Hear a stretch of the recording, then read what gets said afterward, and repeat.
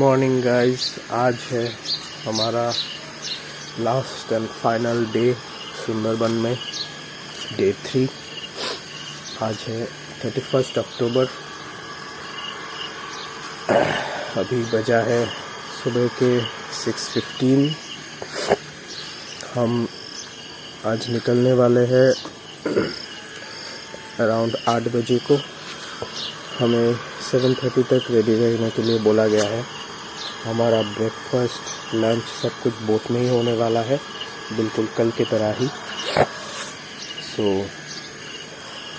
आज हमारा final 3 spots है, जो कि 2 बंगलो है और एक मंदिर है। वहाँ पर हम जाने वाले हैं। अभी तैयार हो लेते हैं। हमारे रूम पे ऑलरेडी चाय देकर गए हैं। अभी चाय पीकर तैयार होते हैं। और आज ही हमारा कोलकाता के लिए रिटर्न भी है। हमारा आज एक्चुअली जो टूर है वो हाफ डे का है। हमें 12:30 बजे तक लंच ख़त्म करवा के अराउंड 1 बजे तक हमको फिर से, हम जहाँ से आए थे, हम जहाँ पर गाड़ी से उतरे थे कोलकाता से आने के बाद, उस जगह का नाम मुझे अभी याद नहीं आ रहा, वहाँ पर हमें ड्रॉप कर दिया जाएगा।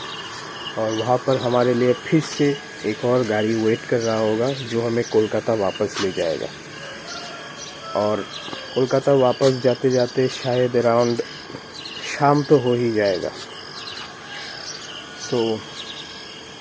अभी बाकी का दिन एंजॉय करते हैं। Let's go.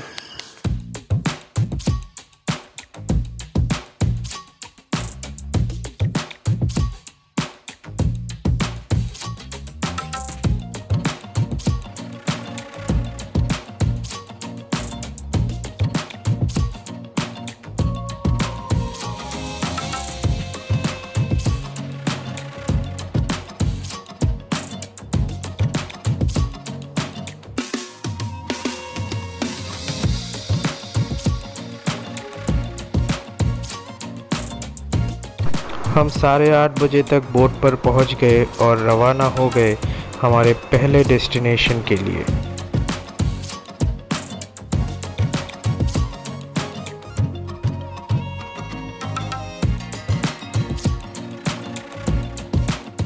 फिर अराउंड 9 बजे को हमें बोट पर ब्रेकफास्ट दिया गया, जिसमें था पूरी और सब्जी।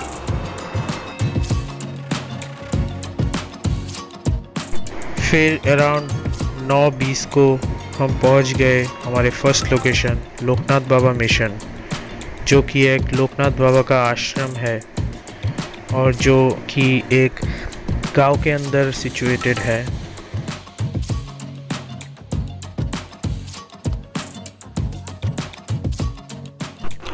ये आश्रम तक पहुंचने के लिए एक छोटे से गांव के अंदर से जाना पड़ता है 5 मिनट वॉक करके। और वॉक करते हुए आपके दोनों तरफ बहुत अच्छे नज़ारे रहते हैं। दोनों तरफ खेत, पेड़ पौधे, बहुत ही सुंदर सा माहौल है, बहुत ही शांति सा माहौल है।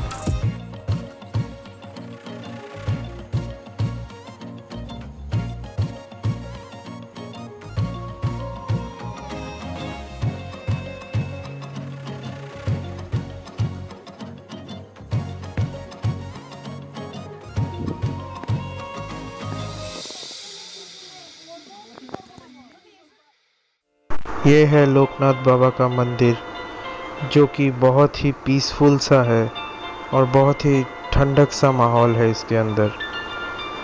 ओवरऑल ये जगह बहुत ही ज़्यादा शांतिपूर्वक है।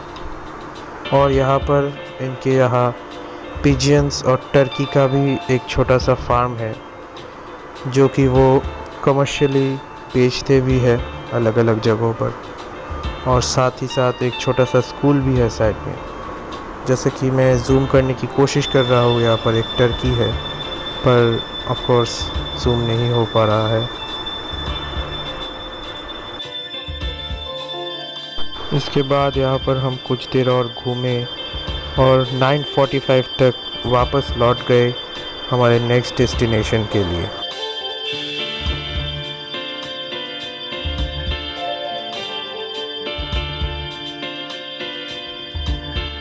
फिर हम फाइनली पहुंच गए गोदाखाली के पास। हमारा नेक्स्ट 2 लोकेशंस हमारे ड्रॉप पॉइंट के पास में ही था, जो कि था हैमिल्टन बंगलो और बेकन बंगलो। फिर हम गोसावा में उतर के पहले गए बेकन बंगलो की तरफ, गोसावा के मार्केट में से।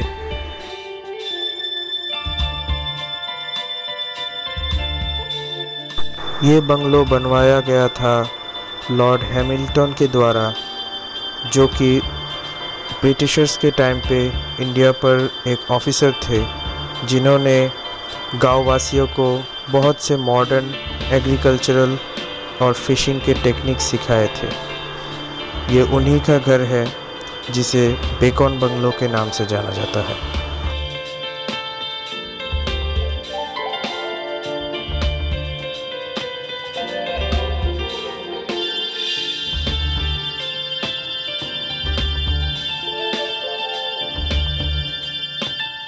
इस बंगलो के सामने एक छोटा सा पार्क और साइड में एक तालाब भी है। और ये बंगलो बाद में एक्चुअली रविंद्रनाथ टैगोर को दिया गया था। फिर बाहर निकलने के बाद टाइम था 11:40 और गर्मी में हमने ठंडा गन्ने का जूस पिया और चले गए हमारे नेक्स्ट लोकेशन, जो कि था हैमिल्टन्स बंगलो। ये था सर हैमिल्टन का अपना ओरिजिनल बंगलो, जहाँ पर वो रहते थे।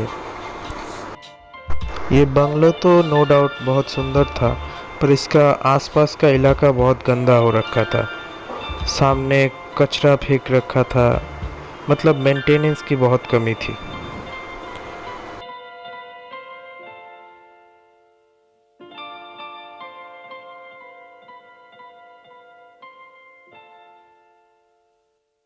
इस सब के बाद हम 12 बजे को हमारे बोट पर वापस लौट गए और वहीं पर हमें लंच सर्व किया गया।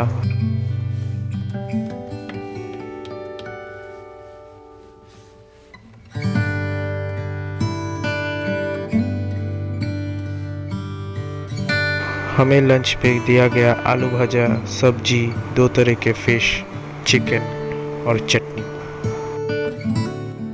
लंच ख़त्म होने के बाद अराउंड 1 बजे को हम रवाना हो गए गोदाखाली की ओर, जहाँ पर हमें ड्रॉप कर दिया गया और फिर हमें कोलकाता ले जाने वाले ड्राइवर ने भी पिकअप कर लिया।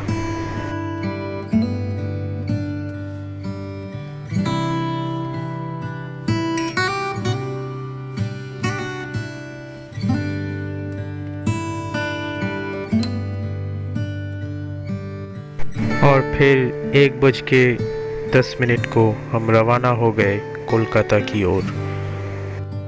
और फिर 3 घंटे जर्नी करने के बाद हमको ड्रॉप कर दिया गया साइंस सिटी के सामने।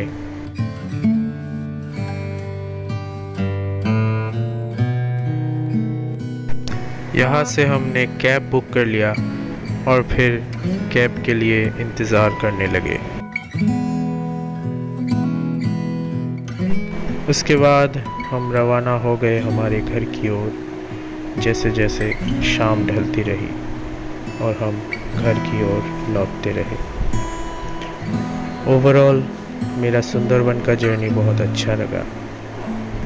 Thank you for watching and good bye.